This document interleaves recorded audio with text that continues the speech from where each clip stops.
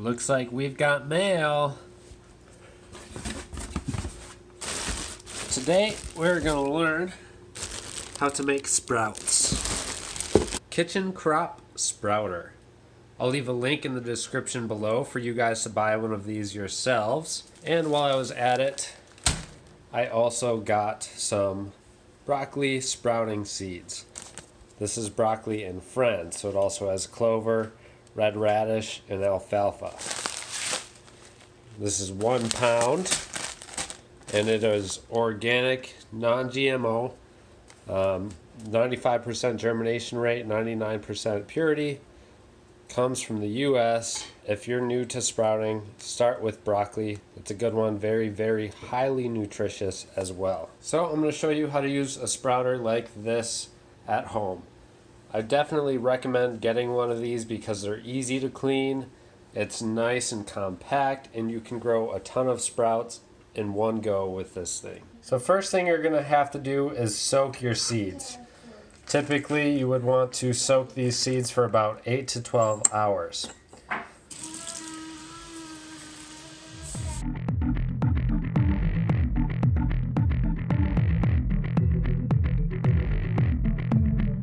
So it has been about 9 hours now since we did the soaking of the seeds.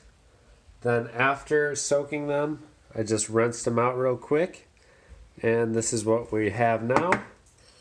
Obviously you want to make sure you clean these containers nice and good before you do this as well. But then you're going to take the seeds and just kind of spread them out onto each tray.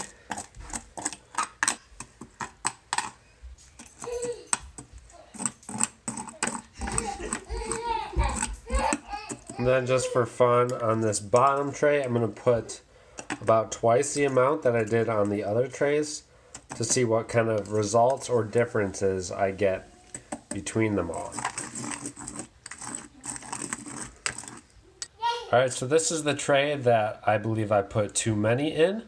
Again, this is to see what it's going to turn out to be. And then this should be about how many you want in a tray. So they shouldn't be clumped all over each other too much. Just kind of spread them out as much as you can. And they'll do fine just like that. So here we have the trays with the pre-soaked seeds all spread out. What's next is to take the reservoir tray and put it up on top and then add 2 cups of water. There's 1 cup and there's 2 cups. As you can see, it fills up each tray and trickles down level by level.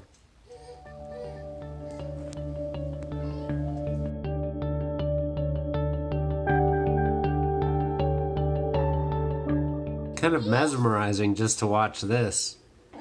So last night was when we put the first 2 cups of water in. This morning we're gonna empty out the basin. You can either empty out the basin as soon as you see that all the water has gone through or before your next watering. So you empty that out and then dump in another 2 cups of water. Alright, so we have 2 more cups of water flowing through there. You want to make sure that this water is about room temperature, and then you will repeat this process 2 to 3 times a day. You're going to water your sprouts.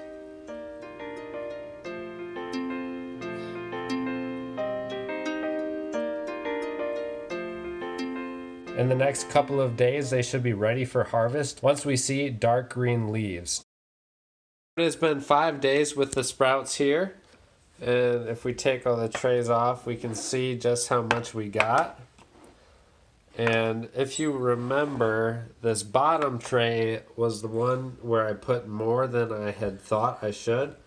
So I just about doubled it. I put maybe, it was like 2.5 tablespoons of seeds in here. This one, while they are thick, I don't think it's too thick at all. Everything germinated really well. So they're definitely ready to eat, and these ones did the best. This tray that I had the most in, even though, you know, these are just fine as well, but the ones where I had more dents, they're doing really good too. So I don't see any problems with that. So I'm going to come to the conclusion that we can use, like, say 2 or 2.5 tablespoons of seeds per tray.